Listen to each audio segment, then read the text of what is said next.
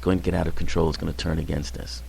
And so, in the modern iteration, we have movies like The Terminator, where the robots take over, and we have stories, about the very environment we live in turning against us in a way, as a result of our own hubris in creating things we shouldn't have created. So that's a strong theme of something that we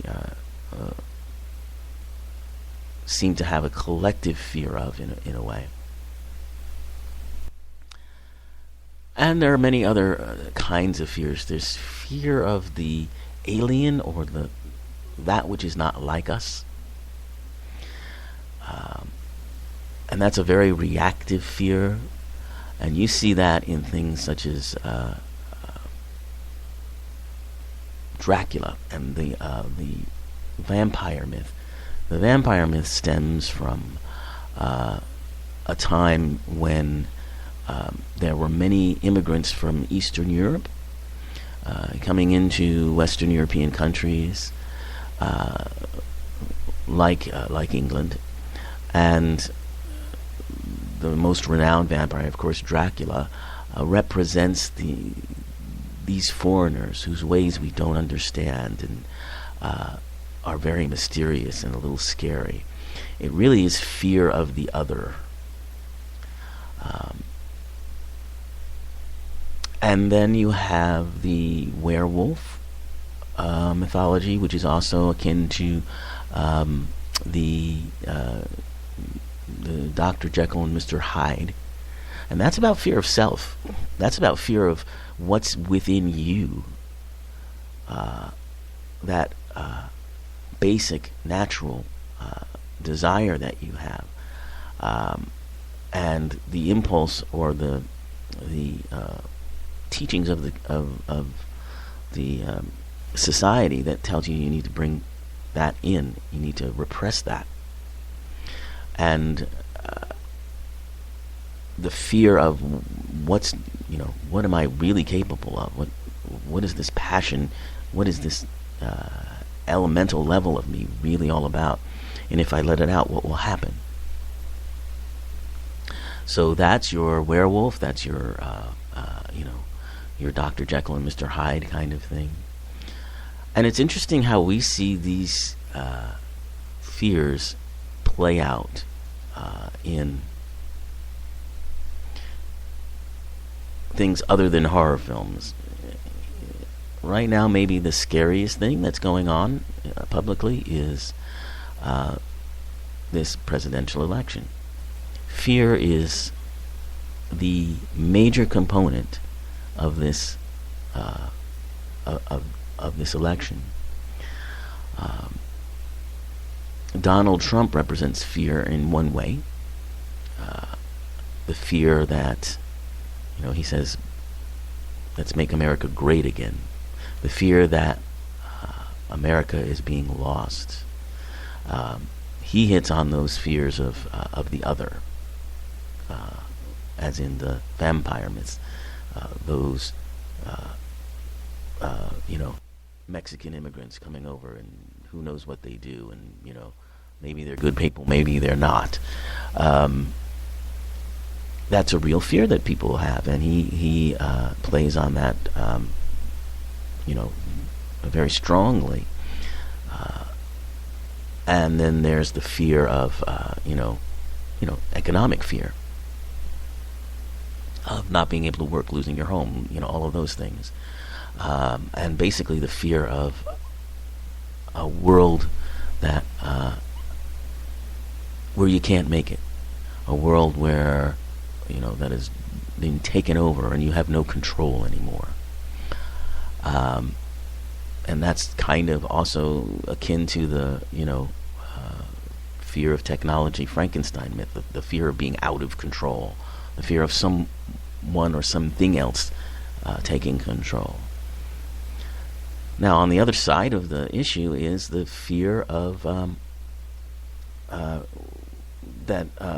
Hillary Clinton plays upon, which is basically the fear of her opponent, Donald Trump.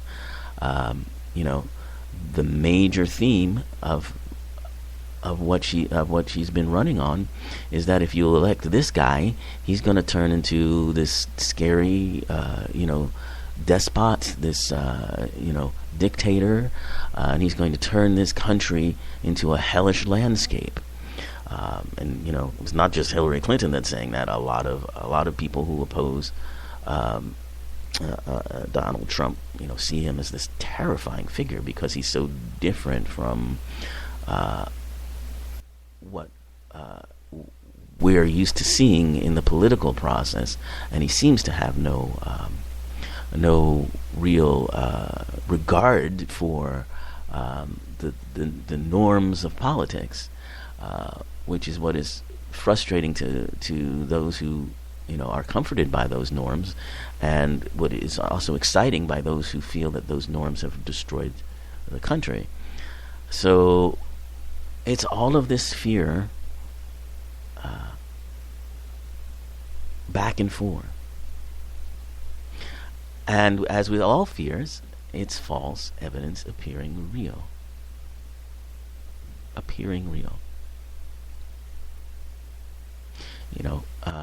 Certainly the fears that Donald Trump plays upon are over-exaggerated. It's not that there aren't people in the world who cause harm. There aren't immigrants to this country who might not be good people, but to base your reaction to all immigrants on the actions of what are certainly a small percentage is to create a fear-based approach to governing and approach to life. And on the other side, will Donald Trump blow up the world if he becomes president? Well, no, I don't think so. I think we have a country that has laws that rein in the type of person that people fear Trump would be if he were in office. That's why we have the checks and balances that we have, and why we know this country can survive attempts at dictatorship and so forth and so on. But again, it's these fears, and a lot of it is this kind of childish instinct to kind of indulge in your fears and scare yourself silly. I've seen so much of that in this presidential election. It's become, as I say, silly in many ways. But if you want reality, take that step back, reconnect, and understand that we are creating it all, and beyond all of this is the truth of who and what we are, which is tremendous. It's